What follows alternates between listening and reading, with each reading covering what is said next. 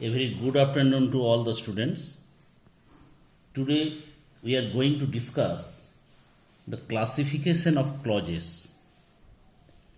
Actually, we had a brief discussion on the on phrase, clause, and their classification and how are they different from a sentence in my previous videos. Today I am going to discuss it in detail regarding the classification of clauses, its features and its types with many examples. Now, as you can see from the chart, a clause is a group of words. Number one, there are four conditions of a clause as laid down by me. What are the four conditions? A clause is a group of words as I have written here. Number two, it must have subject and verb combination. Number three, it may or may not have complete sense. And number four, it is a sentence. It may be a sentence by itself or it may be a part of a large sentence. So these are the four conditions of a clause. So we have many examples before us. Let us see whether these examples are fulfilling all these conditions or not. As you can see from the chart, entire chart, as I have written here, a clause is divided into three parts. That means it can be divided into three categories. First, independent clause, dependent clause, and coordinate clause. Now, independent clause, it is also known as main clause or principal clause.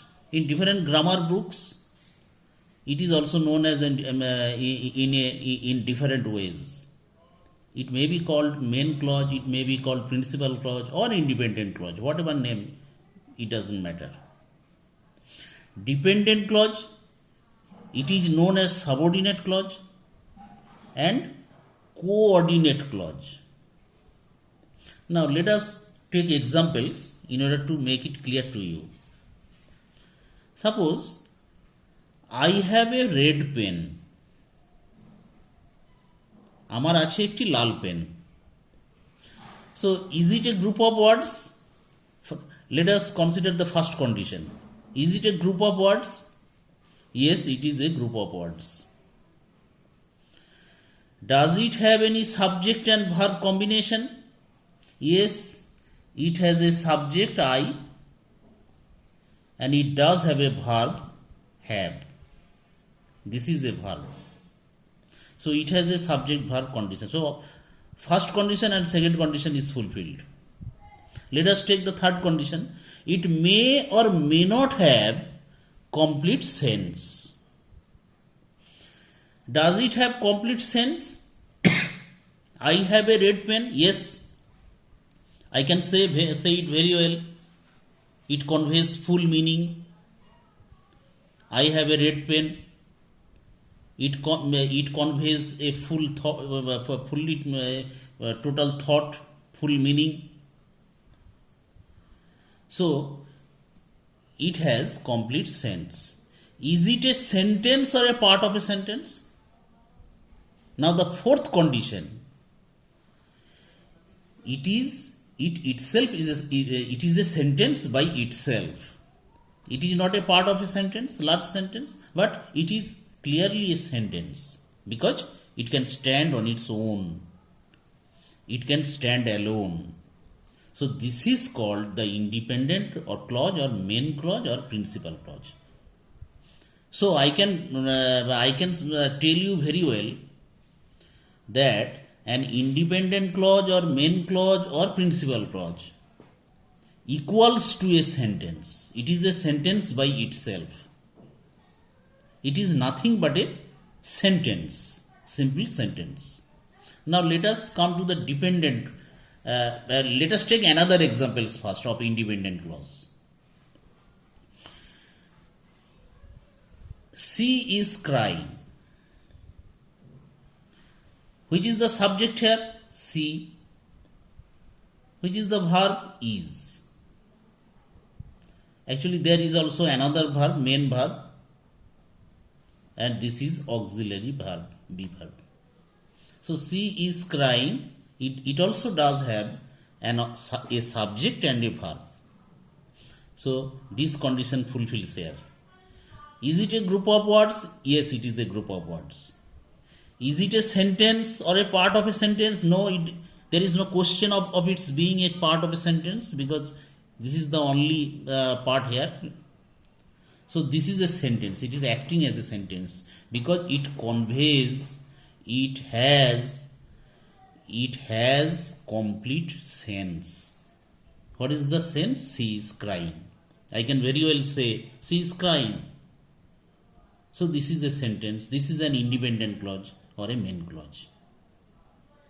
Now let us come to the dependent clause. Here what we have seen, I have a pen, red pen. Now I have written, I have a pen which is red. I have a pen which is red. Now this underlined group of words, look at this underlined portion. Now I have a pen, as you can see, this has a subject, this has a verb. So it has a subject and a verb. Here, which is a subject which stands for the noun pen, which is a relative pronoun which stands for the noun pen. So it is a subject. This is also a verb. Here is also a verb. So there are two parts in the sentence. In one part there is a subject and a verb. In another part also there is a subject and a verb. But does it have complete meaning or sense? Look at the first part. Does it have any complete sense? I have a pen. Yes, it does have a complete sense. Does it? Can it stand alone? Yes, it can stand alone. If I remove this portion, it can stand alone. There is no problem because it conveys full thought, full meaning. But consider this part now, which is red. Does it convey full meaning? If I say, tell me a sentence, if you tell me which is red, does it convey full meaning? Can it stand alone? No. It can stand, it cannot stand alone. It can stand only when it depends on another clause for its meaning. It depends on the main clause for its meaning.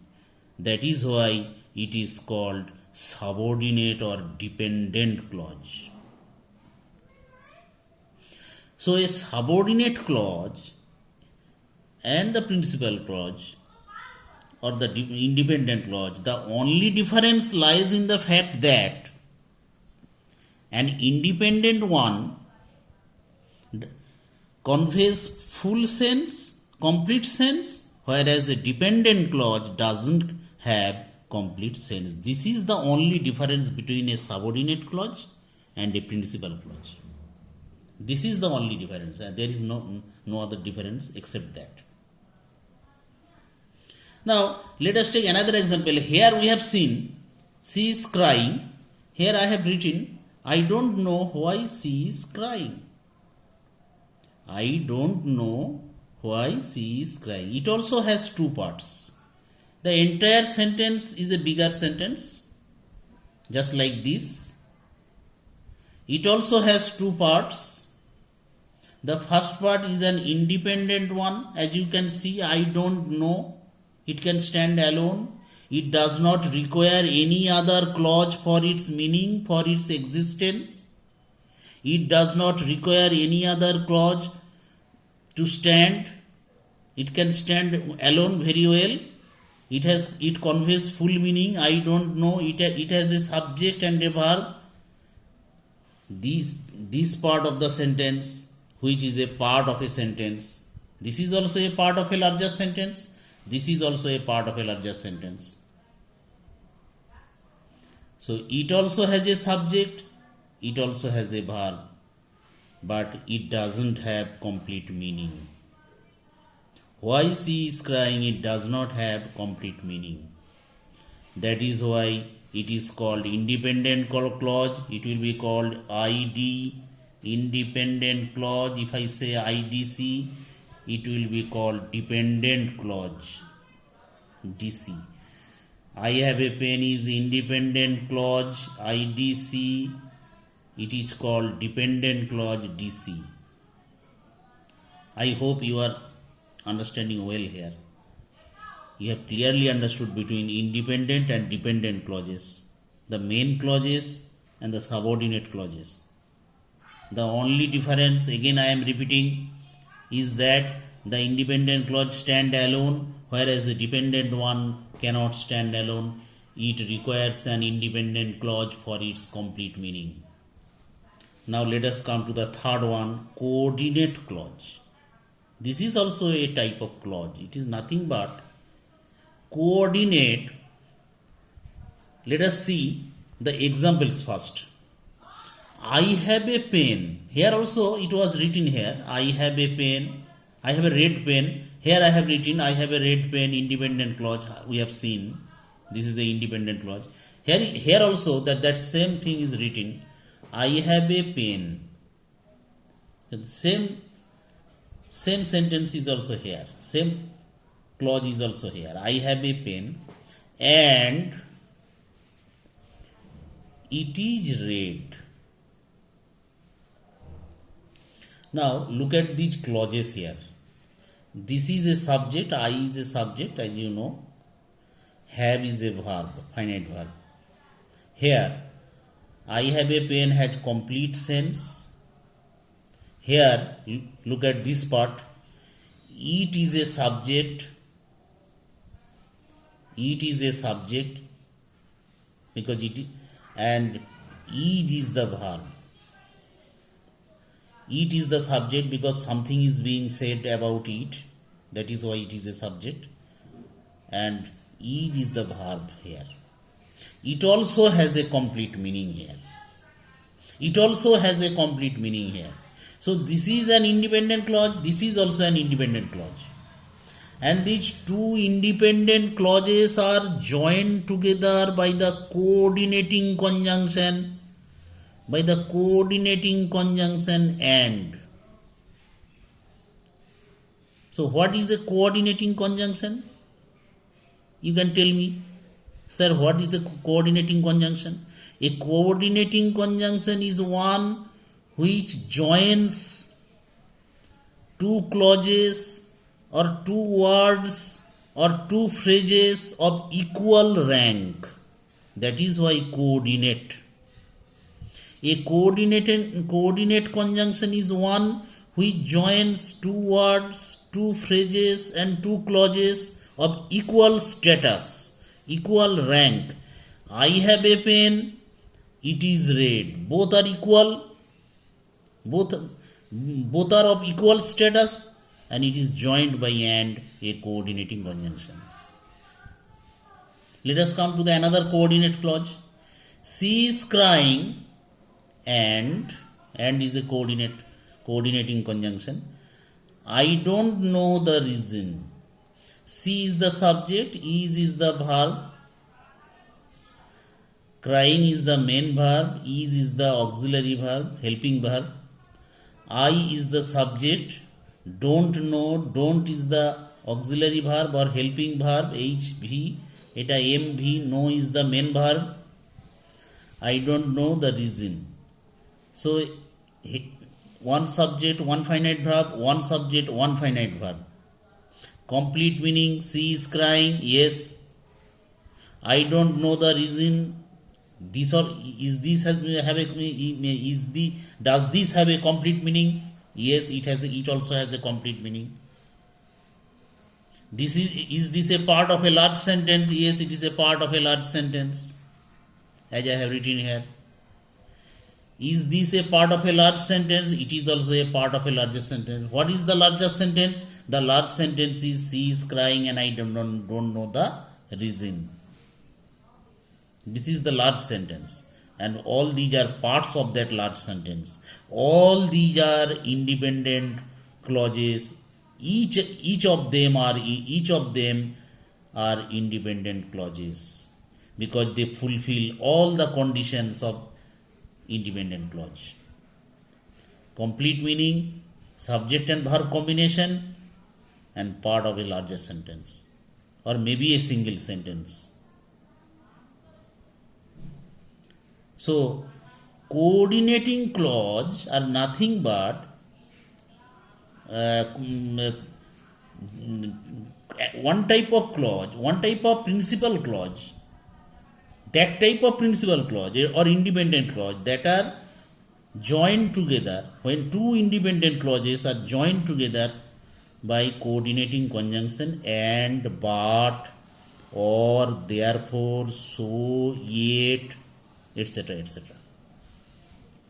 And these dependent clauses are started by one type of conjunction that is called subordinate conjunction. This is called subordinate conjunction. Which and why is called subordinate conjunction? Because it starts the subordinate clauses. Subordinate clauses are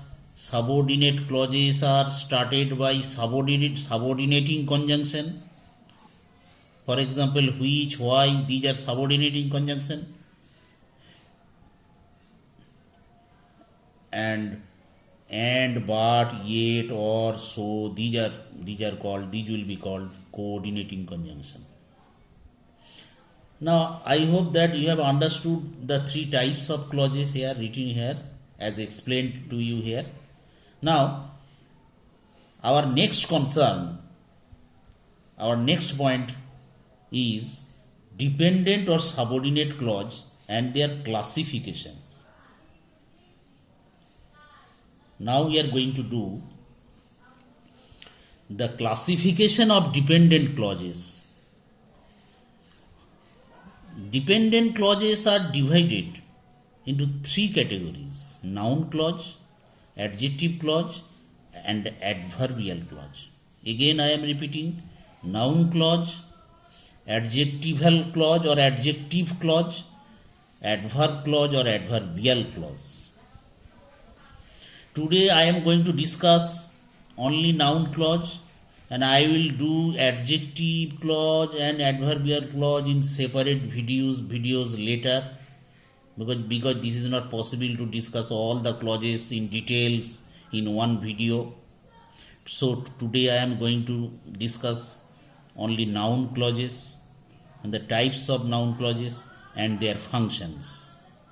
Noun clause is nothing but a special type of dependent clause or subordinate clause that works like a noun in a sentence. Similarly, an adjective clause works like a adjective clause is that category of dependent clause that works like an adjective in a sentence. An adverbial clause also acts like an adverb in a sentence. Before here I have written here, before going into the details of noun clauses, here I have written three examples here of noun clause, adjective clause, and adverbial clause. Look at those examples. The example of noun clause is: I know, subject, verb. I know where he lives. This is the object of the verb. Here I have written: I know where he lives. I know the place where he lives. This is the adjective clause, this is the dependent clause. This is the independent clause IDC, this is the subordinate clause SC, or dependent clause DC, we can tell DC. Here what happens here?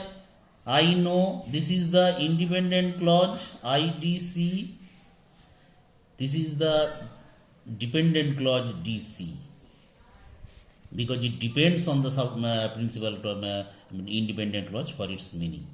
What happens here? I shall go is the independent clause because it can stand alone. Where he lives is the dependent clause. We cannot say where he lives. It is not it doesn't convey any full meaning here. We cannot say where he lives. We cannot say where he lives. Now you can see the same clause. It is interesting to note. I tell you to mark an interesting point here, or interesting thing to note. What is that? Example of noun clause I have written here, where he lives. Example of adjective clause, where he lives. And that very word where he lives is also an example of adverbial clause.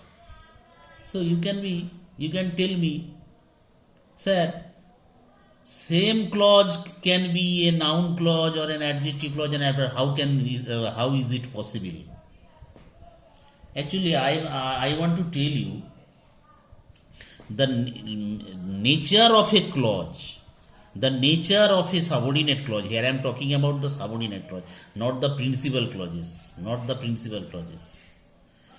The nature of the subordinate clause. The nature of a subordinate clause depends upon the work done by it. So, not upon its wording. Do not judge a clause by its appearance, because same clause can be a noun clause, can be an adjective clause, and also an adverbial clause. How is it possible? Because the function of a clause is more important to you. What matters most is the function of a clause. What type of work does it do? Let us see. Here, what happens here? Here, I know what I know, where he lives. So this is the object of the verb know. And as we know, an object can be only noun here. So this clause is working as a noun, functions as a noun. So this is a noun clause. So it is functioning like a noun here. How does it function here? I know the place. Place is the noun here. Place is a noun. I subject, no verb. Place is the noun. I know the place where he lives. আমি জায়গাটা জানি যেখানে সে থাকে। সে কোথায় থাকে সেই জায়গাটা আমি জানি। So the entire subordinate clause is qualifying the word place here. So we all know that anything that qualifies a noun is called an adjective, and a clause that is doing the function of an adjective will be called an adjective clause. So this is an adjective clause. Thirdly, adverbial clause. I shall go. Where shall I go? Where he lives. So I shall go where? আমি কোথায় যাব না যেখানে সে যাবে, যেখানে সে থাকে। আমি কোথায় যাব? সে যেখানে থাকে। তাহলে this clause, this subordinate clause is modifying the verb shall go. So this is an adverbial clause, because we all know that an adverb or adverb clause modifies a verb or another adverb or an adjective. So this is clearly an adverbial clause. Just like this is an adjective clause, as it modifies a noun or a pronoun, here it is qualifying a noun here. So this is an adjective clause, and in this case it is working as an object of a noun, object of a verb. So this is a noun clause, as objects of a verb can only be a noun. Now let us come to the noun clause. The details of noun clause. As I have written here, noun clause acts as a noun in a sentence. It works as a noun in a sentence. Subject of a verb. Just before that, I have given you an example of subject of a verb. Suppose that he will come is sure. That he will come is sure. So what is sure? Entire thing is sure. It is sure. This entire clause is doing the work of a subject in the sentence. সে যে আসবে সেটা একদম নিশ্চিত. Is the verb here. So what is sure? It is sure. What is it here? That he will come. So this is a noun clause because it is working as a subject of a verb. A noun clause can also be an object of a verb. I know that he is ill. I know that. What do I know? This is the principal clause or main clause. It is true. Here it is it is understood. What the entire thing can be replaced by it. So this is the main clause, and this is the main clause, and that he is ill is the subordinate clause, and this subordinate clause is the object of the verb know. Because if you question the verb with what, you will find the answer that he is ill. What do you know? That he is ill. So this is clearly an object of the verb, and this is clearly a noun, working as a noun, and this clause is a noun clause. What is sure? That he will come. So this is clearly the subject of the verb is, and this is a noun clause. This is a noun clause. Object of a preposition. Listen to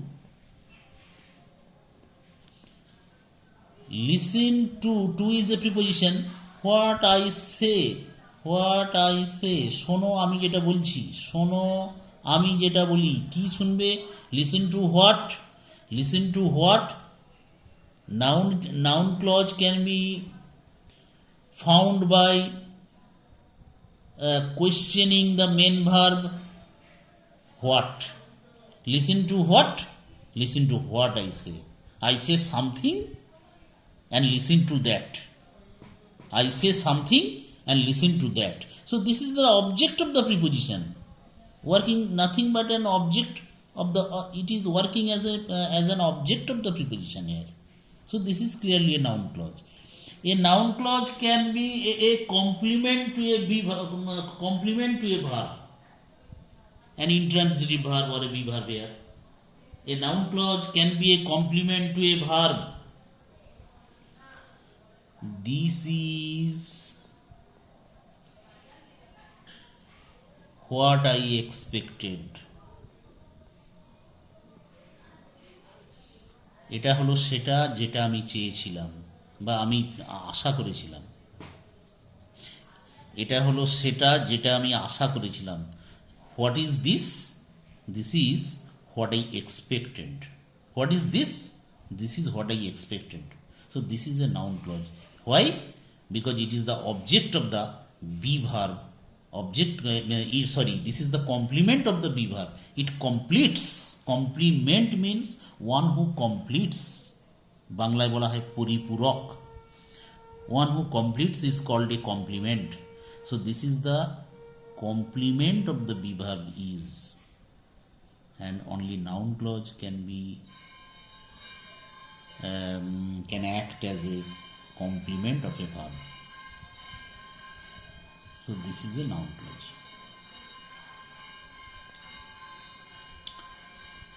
Apposition to a noun or a pronoun. Suppose apposition মানে to take position side by side. Apposition. Suppose the news that he will come is true. The news, what is the news? The entire news is that he will come. The news is a noun. Apposition to a noun. The news is a noun.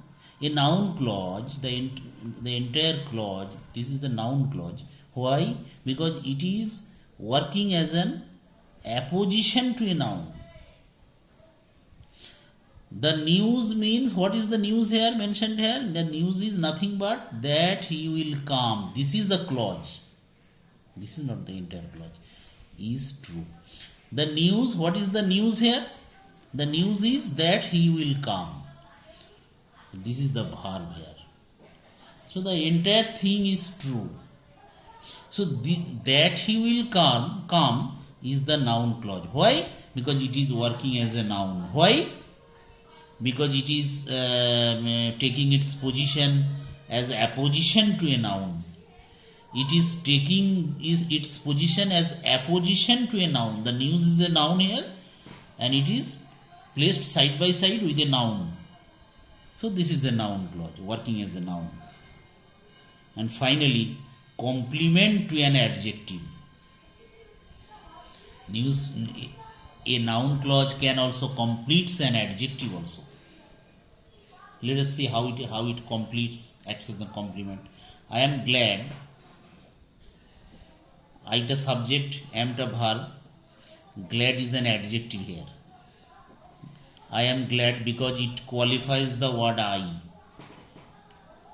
It describes the condition of I. It states the condition of I. Ami anondito. Ke anondito? Ami anondito. The pronoun সম্পর্কে বর্ণনা করছে। এই জন্য this is an adjective. So I am glad that the noun clause is complement to an adjective. I am glad that he will come. I am glad that he will come. আমি glad কেন যে সে আসবে। তাহলে অ্যাডজেক্টিভটাকে complement করছে noun clause. It is acting as a complement to an adjective. This is the adjective, and only noun clause can do that. So that he will come is a noun clause. It can be called a noun clause. So these are the functions of a noun clause. I hope that's all in this video. I hope that you have clearly understood what is clause, types of clauses, independent, dependent, coordinate, and what are the different types of dependent clauses, noun clause, adjective clause, and adverbial clause. In brief, I have told you what is coordinate clause. I have also explained to you that. And finally, I went to noun clause. I described to you noun clause, the details of noun clause, how does it function in a sentence, how does it work in a sentence. So if you have any queries, I hope you understood that. If you have any queries or questions or any doubts, you can easily message me. You can place your queries in the WhatsApp group. Next day I am going to bring before you another video. Till then, goodbye.